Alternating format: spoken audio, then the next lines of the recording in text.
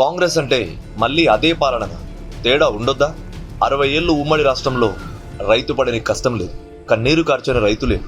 అయినా కూడా ఏ ఒక్క ప్రభుత్వం కూడా ఉమ్మడి టీడీపీ కాంగ్రెస్ పాలనలో మమ్మల్ని ఏ విధంగా కూడా ఆదుకోలేదు.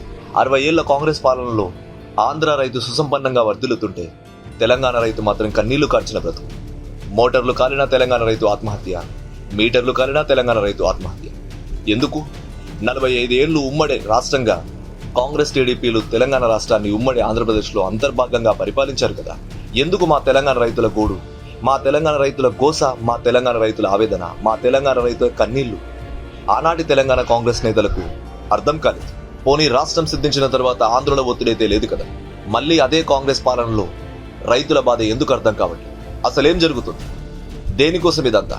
ఎవరి స్వార్థ ప్రయోజనాల కోసం ఈరోజు రైతును వేధిస్తున్నారు?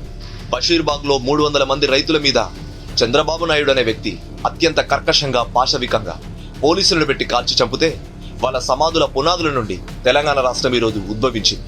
కానీ మళ్ళీ ఈరోజు అదే పరిస్థితి, రైతులకు మళ్ళీ అదే కోస, అదే ఆవేదన.